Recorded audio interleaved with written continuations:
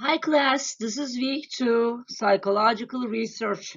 We're going to go over what makes a psychology definitely a scientific discipline because of the way we conduct research in psychology. What are some of the questions that we ask? What are some of the important measuring criteria that we use? What are the methods of research that we implement? So many of these will be discussed and of course, in our live session, which I'm planning to be soon, we will discuss this chapter further. So the main aim of psychological research is mainly to understand why do we behave the way we do, okay? Why do we behave the way we do? The main causes of human behavior, which is usually difficult to determine. As we know, humans are composed of internal and external processes. And internally, we have cognitions, emotions, our whole personality makeup. According to Freud, unconscious, we have our hidden, even biological processes, which even the medicine couldn't explain up until today. So, I mean, we still don't know the answers to many questions, including physiological responses of humans, especially concerning some, physical and emotional, reasons underlying certain human behaviors, including physiological and, neurological. There are a lot of questions which are still unanswered. So in contrast to intuition and personal experience, what we try to do in psychology is still, I mean, given the limitations that we have, we're trying to find the evidence to support the claim, regardless of who is doing the observing. So regardless of who observes the phenomena, we're trying to understand the facts by finding related evidence uh, instead of just seeing it out of the gut feelings or out of common sense or out of our, like, let's say, intuitions or ideations about certain things. What we try to do is we're trying to collect evidence. And how do we do scientific research? What is the main circularity in this kind of scientific process? We usually we could start with hypothesis, which we call general premise, or we could start with observations, which we call empirical. Okay, so empirical observations could be the main starting point, or hypotheses may be our main starting point. If we start with observations to come up with certain explanations, then we call it inductive reasoning. Okay, that means inductive. If we come up from a hypothesis, then we call it deductive reasoning, which means we are actually trying to make some inferences according to a set of explanations that are generated usually by a theoretical approach. Um, Unlike deductive reasoning, the conclusions from inductive reasoning may or may not be correct. Okay, so what do we do? For example, do all fruits grow in trees? Let's say this is our question. Do all fruits grow in trees? But how about, if you say yes, all fruits grow from trees, but then how about strawberries, blueberries, and kiwi fruit? These do not grow from trees, right? So usually, we try to come up with these conflictual, explanations and results just to really shed some light on some unexplained phenomena. And it's never perfect because of the way social sciences are. Humans are complex beings, and yes, you can't explain human behavior just from one set of theories or one set of method or one set of scientific perspective. Um, Usually, psychological research has started case studies, one or two case studies, which rely on observations. So even case studies, as single as they might sound or simple, they rely on observations still. Although they work on like a few individuals, few samples, which are limited in number, but yes, they are still heavily used, especially in clinical psychology. We still rely on case studies. So what is a theory? We talked about some theoretical approaches in our first week, and you've seen cognitive approaches, psychoanalytic approach, you've seen physiological approach, behavioral approach. So you've seen many approaches in psychology. Those are different lenses that were actually adopted so that we could explain some phenomena through some, different approach. A theory, then, what is a theory? Well, a theory is usually a set of ideas that propose an explanation about an observed phenomena, right? So why do I rush to the subway when I hear that there's an urgent message from my mom? Okay. Why do I why do I cover my face with a mask because of COVID, right? So those are maybe a little simple, straightforward. However, there are more complex ones. For example, why is it that I didn't like this person from the moment that I met him or her? So why is that? This is rather more complex, okay? So um, again, there's an observed phenomena to explain this situation. And yes, they are repeatedly checked against the facts in the world. But again, they are too complex. The way I'm not liking this person in the first impression of this person might be the fact that for me, he might be looking like somebody that I don't like from the past, physically, I mean. Or it could be something that he said that turned me off, okay? Or it could be the fact that I was too stressed out that day and anybody I met looked really, you know, unfavorable to me. Or let's say I got a bad grade and, meeting a person wasn't my priority that day. So there are so many, as you could see, complex reasons for a certain emotion or a behavior. And again, if you want to test the reason all at once by just one method or just one approach, you usually fall short of explanations, which do a adequate job of really explaining what that is fully. So what do we do? We create hypotheses, and the hypotheses are specific enough so that we could make a theory to be, we could render a theory testable. Okay, hypotheses enable a theory to be open to test because theory by itself is so broad, is so very large in scope, and yes, it could be a little abstract. So hypothesis makes it researchable. But again, when you try to create a hypothesis, you still need to distill it down into a few applicable concepts. So what's the definition? A hypothesis is a testable prediction about how the world will behave if our idea is correct. And it's often worded as an if-then statement. It's extremely important because it bridges the gap between the realm of ideas and the real world. As specific hypotheses are tested, as I told you, theories are modified and refined to reflect and incorporate the results of these tests. So hypotheses, in other words, is a researchable component of a theory that mainly is composed of some researchable, uh, let's say, statements. We call them as operational definitions that kind of, you know, um, reflect the understanding of measurement. Okay, for example, if I'm angry for another person, how do I measure this anger? Let's say let's say frustration creates aggressive behavior. This is a well-known psychological theory from social psychology. Frustration leads to aggression. But how do you measure it? When you say frustration leads to aggression, how do you measure this? Okay, so what you do is you try to create a set of examples from there.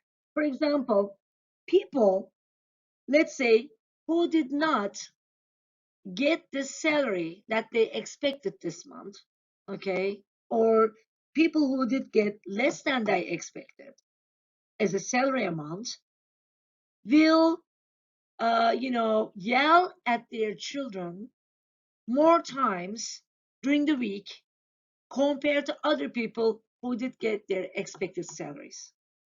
So which is more researchable? Frustration leads to aggression versus this one. Okay. And again, When you try to come up with these measurable concepts, we call it operational definitions, you make it doable and you make it measurable in scientific field. And so you could say, hey, to measure frustration, I'm using the example of salaries. Another researcher might say, hey, for frustration, I'm using the example for children whose toy being taken when they were playing in the playground. Let's say a stranger took a toy from a child during a play in a playground, and toy being taken, this child starts to kick the floor. Okay, so the toy being taken is an example, and the number of times the child kicks the floor is another example. So each actually represents a different concept. The toy being taken is a frustration piece, and then kicking the floor is the aggression piece. Remember, as a researcher, you choose your operational definition as long as it's something to be measurable, which means it could be counted, it could be exemplified, it could be measured in terms of duration. It should be measured in terms of intensity or frequency or impact. Then that means measurable. So never forget that concepts need to be boiled down into measurable examples, which we usually call operational definitions. And each time a researcher comes up with an operational definition that he or she needs to work on during the research that he or she undertakes. So the whole circle goes like this: the theory, then the hypothesis, then research and observation. And then the cycle goes. Once you make the observation, you either make a change to your theory or you actually enhance your theory's premises and then you move ahead. The thing is, in social sciences, this is a never ending circle. So this means you go back and forth, you move ahead, and each time you create a new knowledge. So it's a never ending process. And why do we do this? Well, we do this because we want to accumulate knowledge and sources of information. So for social sciences, the more research that you carry out about a topic, a theory, or a hypothesis, the more information you have about what's out there in reality. Okay? The hypothesis always needs to be falsifiable. For example, Freud's theory was discussed and criticized mainly in terms of its, not being open to false, not being open to refutation. So you can't refute theories of Freud for simply the fact that he wasn't exemplifying some of the concepts enough in the real world. So you couldn't measure them enough. For example, he said we have superego, ego, and it as our personality structures. We have conscious and unconscious in our mind. But then, how do we measure them? How do we actually prove their existence? By making sound measurements on each of these concepts that he actually puts forward. That's the problem. Although the theory is very explanatory, is very ultimate in terms of its explanatory power, it's completely powerful in terms of its explanations. But again, because of the fact that some of them are not open to measurement and observation, people criticize Freud on those grounds really much. So approaches to research. Well, what do you mean by approaches to research? We mean different things. First of all, we started out with, in psychology, clinical or case studies. It all started out with somebody's own case or their children's or their wives or their social networks case studies. For example, Freud relied on 6 case studies of his lifetime to build up his theory of psychoanalytic research. And then we have, Piaget, who we will study in the developmental psychology chapter. He studied his own children. Since he had 3 children, Piaget, Jean Piaget, and he came up with the whole cognitive developmental theory based on the observations of his children. You might say, well, this is very limited. Well, the case studies give us the depth of information. They are rather few in number because the depth of information you receive is really high, but then you have less people that you study. But again, it gives you the depth of the phenomena. That's why they are so important in clinical studies and developmental psychology studies. You cannot generalize from a case study usually, but what you could do, as I said earlier, you contribute. Each time you do a case study about a phenomena, you contribute to the level of knowledge in that specific field. And then we have naturalistic observations, composed of structured, unstructured observations. Naturalistic observations could also include animals and plants as well as humans. Uh, Usually, the problem is with it may not be valid all the time. It may not be accurate because of the ways in which you do your measurements. It's very difficult to set up. It's very expensive because when you do naturalistic observation, which means you are going to create, let's say, a setup where you will be having your recording devices in the natural environment without so much interruption, but you have to really record the real case. Okay, that's why it's not sometimes not doable, and also it's not free from distractions, which we call contaminate the study findings, which is there are distractions in the behavior. Let's say you're trying to observe, then is the behavior, free from those external influences or no? Usually those are not free from those external distractions, and yes, that kind of contaminates your result. So you can't really single out a cause and effect relationship when you just do a natural observation. You just observe, you come up with some information, but it doesn't necessarily lead you to a cause and effect relationship. Structured observations, well, you actually give a task to a child or to an adult, and then you observe them while doing some specific task. And that's what we call structured observation. Sometimes you have participant observation, which means you are as an observer in the picture, and the person knows that you are observing him or her. Then what does it do? Then it means, there is an issue of observer bias. The person actually sees you, okay, and he or she might behave differently because of your presence. So that's the problem usually when we have observational methods in psychology. But given the fact that they might not yield some 100% real results, accurate results, they are still some popular methods of research still. Okay, what we could do, surveys, what you usually see probably in your psych classes or other kinds of classes. Somebody hands in some questionnaires to you and tells you you're going to receive some class credit because of completing those questionnaires. So you receive those surveys to answer, and we call it survey method, and that's one of the most widely used research method in psychology. The main reason is it's very easy.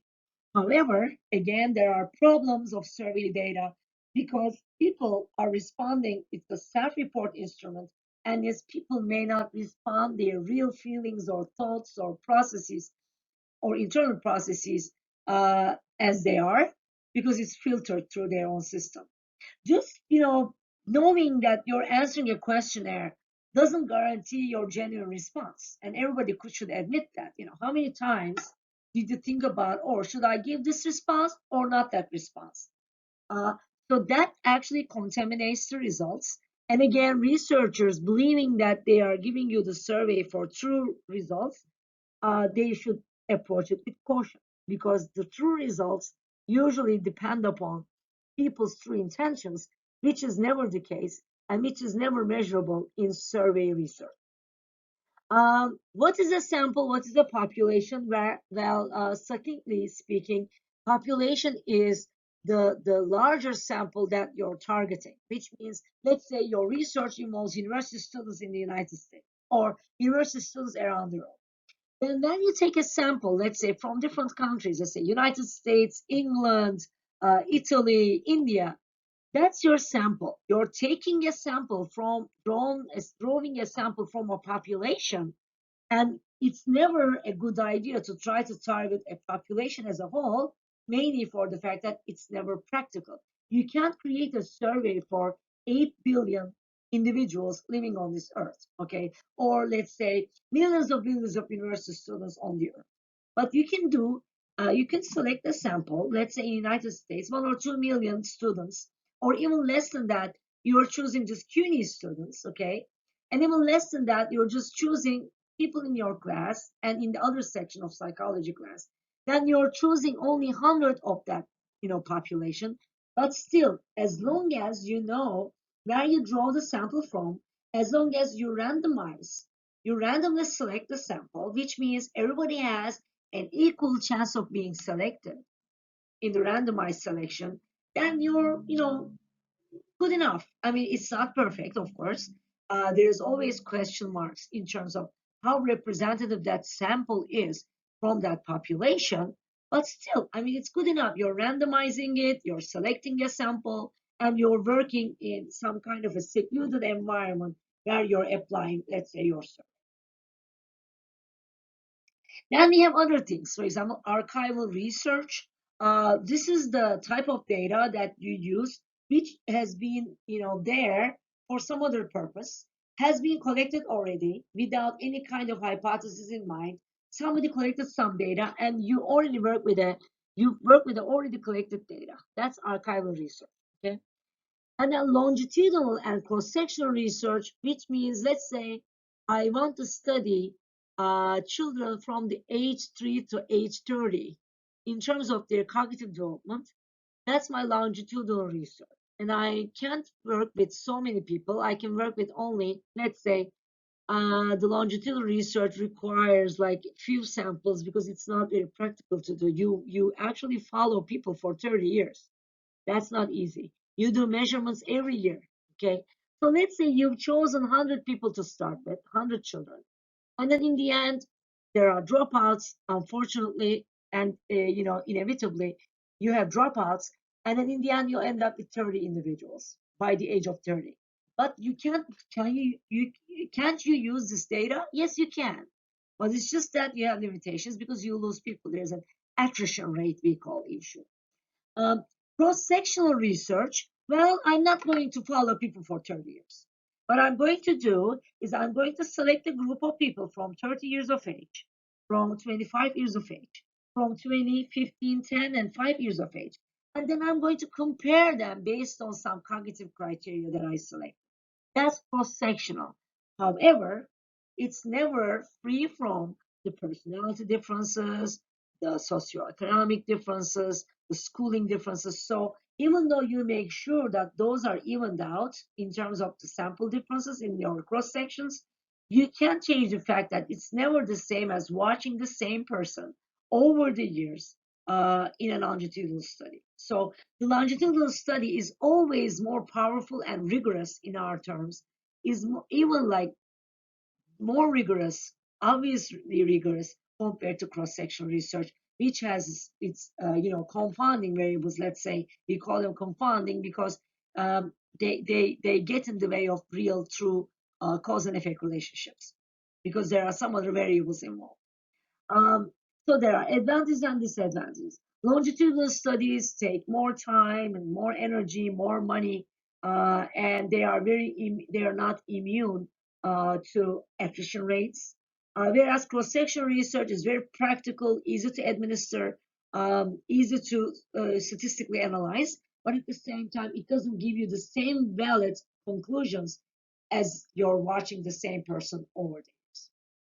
And please, take notes while you're listening to this lecture. And in our live session, I want to answer your questions. In psychology, one of the most common research types is correlational research. Correlational research means you are not trying to find out some cause and effect relationships, but you're trying to find out some relationships between between concepts, between variables. For example, somebody found it never gives you cause and effect, but it gives you some information about variables might be related for some reason. There was a study made one time, and they realized that there was this positive correlation between ice cream sales and crime rates. So if you look at it from a causation point of view, you might try to understand why ice cream eating might lead to crime rates or vice versa. However, the something which is kind of out of the blue in terms of reason might be the fact that both happen in summertime. So the summertime is the true reason that ice cream sales are up and crime rates could be up because more people are outside. But at the same time, it doesn't mean that ice cream and crime rates are related in a cause and effect relationship. They are not. There is another factor which probably you haven't considered before, the fact that there's a seasonal change, which is the summer period. When there's a correlation between the two variables, uh, let's say age and height. As age goes up, height goes up in most children, right? And there's a number that we associate with those correlations. We call it correlation coefficient. Okay. When there are two variables which are highly related to one another, it goes more than like 50%, 60% resemblance in terms of numbers. So we call it 0.50, 0.60, or 70 or 80. We call it a correlation coefficient. The higher that number is, the more related the variables are. The lower that number is, for example, if you go close to zero correlation, then that means two variables are not related at all. If they are negatively correlated, meaning that the relationship statistically shows you that it's minus 0.60, then it means one goes up, the other goes down. For example, when people are unhappy, they dance less. Okay, the dancing behavior and being unhappy could be said to be negatively correlated. Although I'm not referencing any research here, I'm sure that when people are unhappy, they are less inclined to, dance. There might be a cause and effect relationship there, but from a correlational perspective, those two variables are negatively correlated. The more unhappiness, the less dancing. Okay, or vice versa. The more happiness, the more dancing, which is positive. So unhappiness and happiness could be, defined differently so as to show you a positive or negative correlation. But unhappiness and dancing have negative correlation. And again, correlation is never a causation. And it's so interesting that in some research carried out before, they found like some people found the opposite of what we know as common sense. Usually, people say some people are especially moody during full moon periods. This is a lot of you would say, oh, definitely yes. But they've done a research about this, by the way, all around the world, and they measured people's moods, fluctuations in moods and mood swings, and the full moon times. Okay, and they found no relationship whatsoever, and that was very surprising to me as well, because as a common sense, I also believe that full moon and moodiness could have some relationship. In fact, they did not find any significant relationship between them. In terms of graphs, when there's a strong positive correlation, let's say the numbers go well together, 1, 1, 2, 2, 3, 3, and there's a strong positive correlation. The second one, you still have some positive, but not as strong. And then the negative correlation, let's say the one goes up, the other goes down. So that's negative. When there's no correlation, you can see like different numbers here and there. Like there is no pattern emerging. There's no upward pattern or downward pattern. There's just no pattern in terms of the relationships between the two variables. So we lose out that correlation. Okay, one best way, usually to understand cause and effect relationships, is there's one best way, which is the experiments. Okay, and again, it has a different meaning than a day-to-day understanding of the word experiment, because sometimes we say, I need to experiment this, I need to experiment. In experiment, it's a lot stricter. It's a lot stricter concept. There is a specific hypothesis, which I talked about earlier, that needs to be tested. And here, as I told you, the operational definition is a must. In your second assignment, I will be giving you creating operational definitions. And yes, this is critical. For example, children and violent films. The research show that watching violent films lead to children's aggressive behavior. Okay? And as we already know, working out these two variables as they are is not easy in research. So what you need to do? You need to make them measurable. So in terms of violent films, how do you measure and solidify this concept? Well, you can choose uh, some films which are already described on the media as violent. Those should be children violent movies. And you should have children watch those movies maybe once a day. Okay? That's your measuring criteria. Once a day watching the films. And then you measure children's aggressive behavior by, let's say, how many times during play they kick a toy. Okay? They watch the violent film, and then you have them play in a lab experiment, and then you count the number of times the children hit the toy in an aggressive way. So like hit the toy or damage the toy, however you want to describe the behavior. And then you count mainly.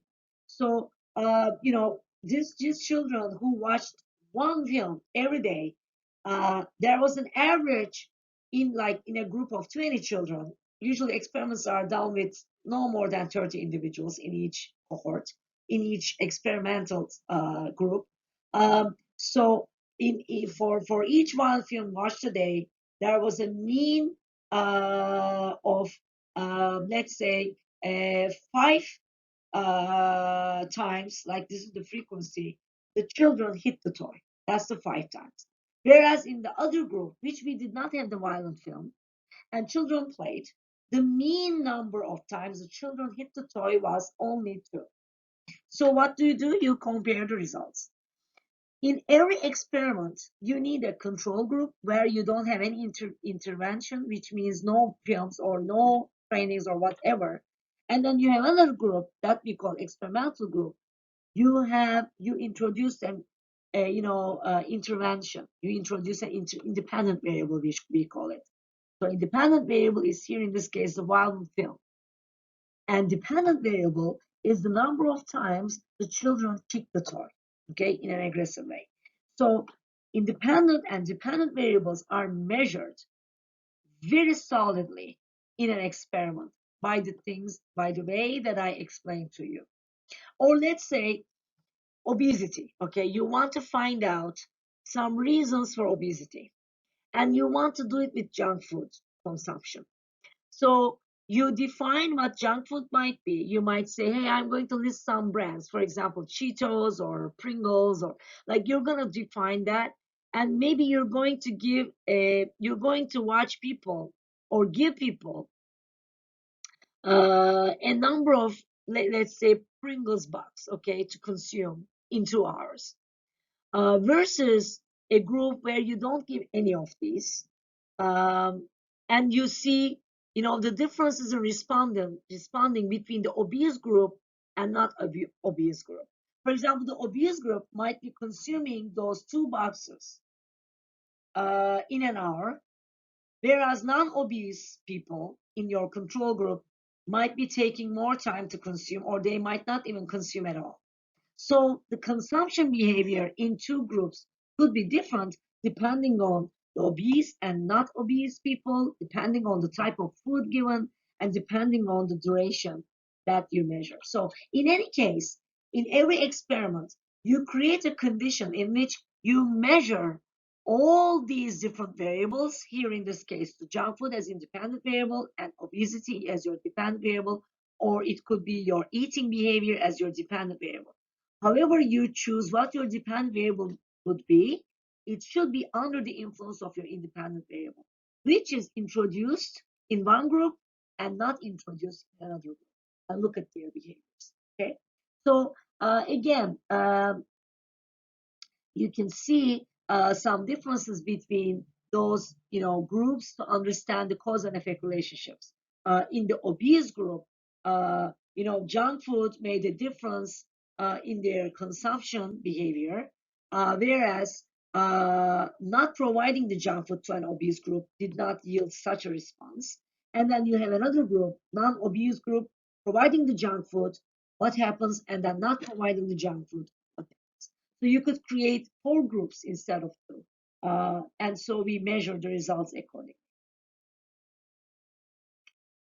As I said, the operational definition is very important, and it's usually designed and operated by the researcher. Unfortunately, there is always a bias by the experimenter. So when you do conduct your experiment, you always bring your own thoughts, your thinking, your ideation, emotions into the picture. And then you could have a single blind versus double blind study, which means both the scientist and the experimenter are blind to the study's main components. So whenever you do the application with the junk food, you don't really know what it measures. Okay. Uh, Whereas in the single blind, the experimenter doesn't know, but the researcher knows, and things like that. So you have these double and single blind study differences.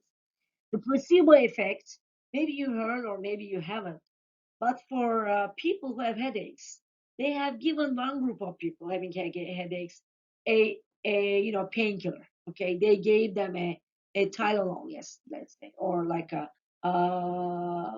what was the brand? Um, Motrin, right? So the painkiller. And then the other group, they gave them a placebo, which means a sugar pill. Okay, they wanted to look at if taking the Motrin, the real drug, versus taking just a drug, believing that you're taking a medication, does it have an effect?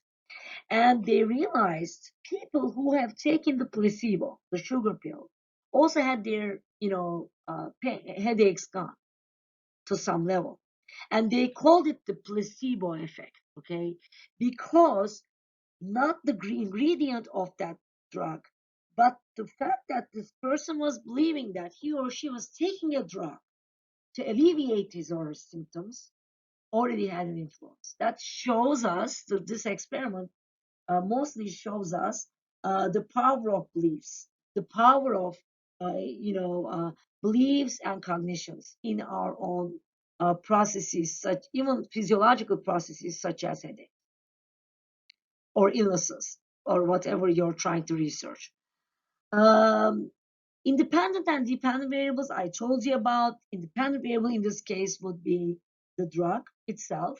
So you're looking at taking the drug versus not taking it.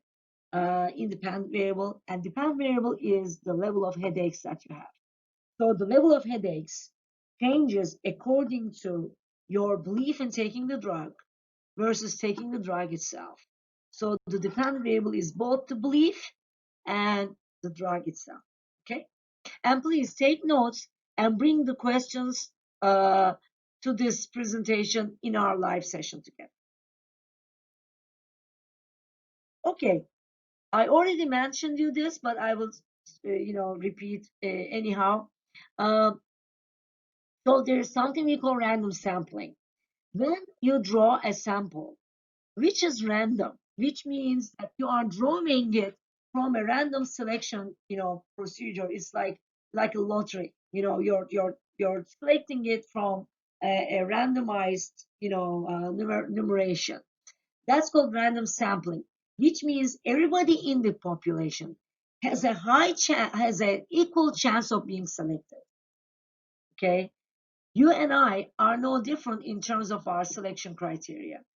I could be selected as well as you because we are in the same population. Our researcher used random sampling with some numbers. They assign us to some numbers and they selected, let's say they draw it from a pool of numbers randomly. And a random assignment means the researcher assigns you into a group independent of, assigns you to a group independent of what your quality or characteristic might be. You're not selecting a person to an experimental group, let's say to the junk food group because you like junk food. No, they select you and they assign you to a group because of random assignment. Okay, so that means whether or not I like junk food, I might be included in this group. It doesn't matter, and some other person could be included as well because I did random selection. Um, there are variables that we cannot manipulate in research, like gender, SES, weight, height, the income levels. We cannot manipulate, the ethnicity or race. We cannot manipulate the religious, tendencies or choices of, faith. So there are things we could do. We can't do. And again, when we can't manipulate these things, we make sure that we kind of, either, try to even out those distributions of these different demographics in the group, random and distributed evenly, or you can just do a random selection by making sure that everybody has an equal chance of being included, and therefore those are not, consideration in terms of their potential influence over the results of research. Um, Statistical analysis and reporting of research is a must. When you conduct a research, you come up with numbers, let's say correlations and things like that, and you need to statistically analyze it according to the number of sample that you have, according to the scores that you have. Let's say you give a survey, you have a score, and then you have a mean score, you have an average or a total score. That requires you to do the statistical analysis. And let's say you want to compare males and females, okay, in between, in terms of their weight and height differences. That needs a statistical analysis. You take an average and then you conduct certain analysis in the computer, which we call usually through Excel or SPSS programs, and you report your findings. Usually, psychology research is not easy to publish, especially in APA and SSCI, we call social sciences citation index journals, which you will find in your own research in this class.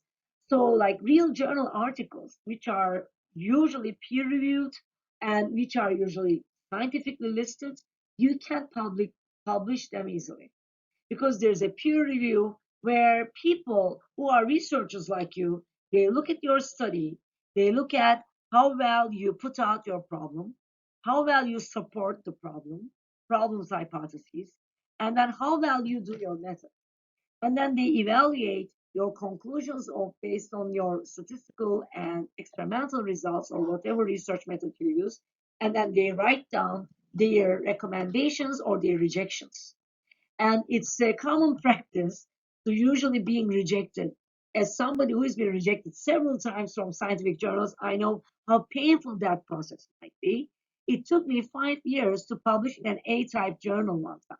I tell you, this is no exaggeration, guys.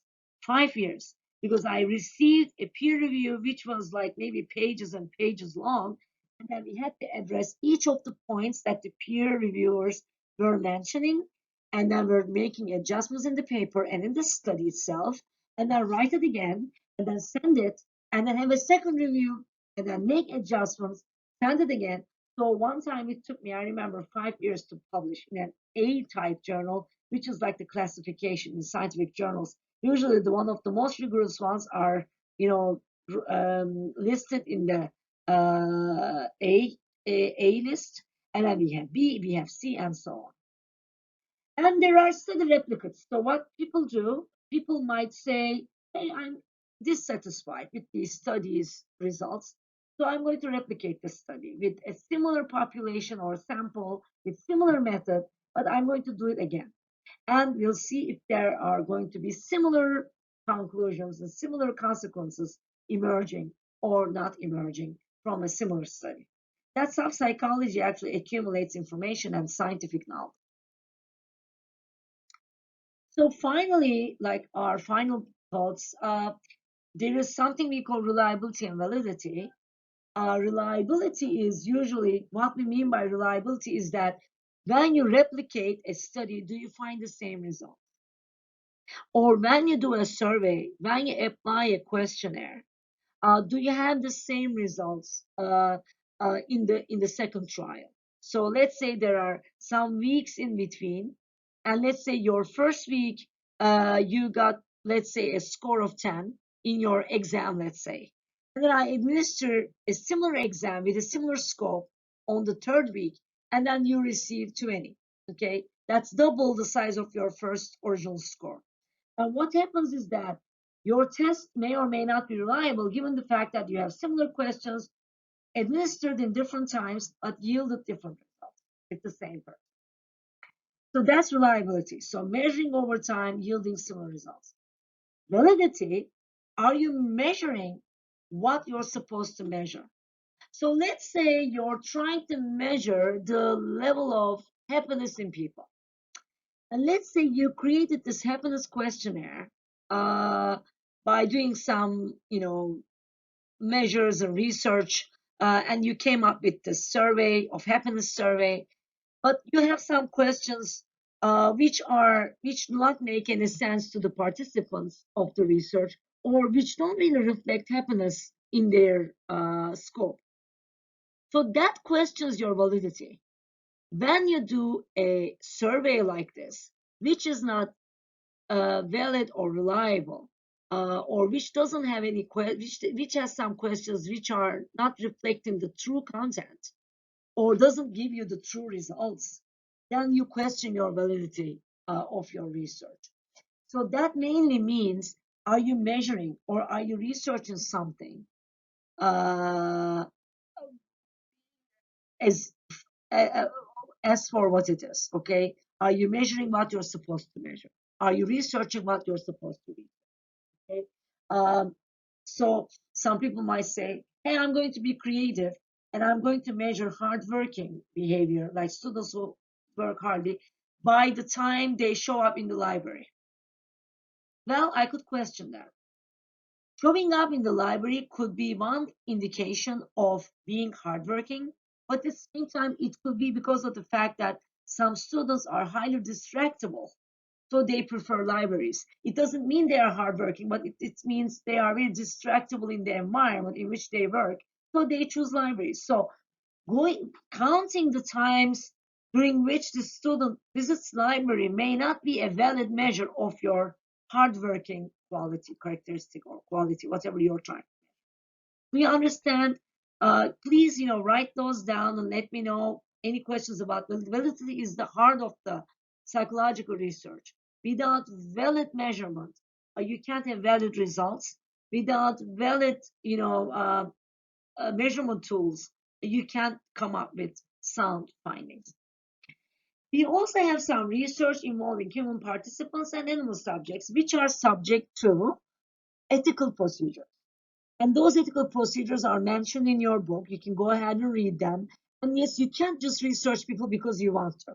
You should get their informed consent and their confidentiality agreement, which means they need to be fully, accepting and allowing and giving their informed consent. They are saying yes, I will willingly participate in your research.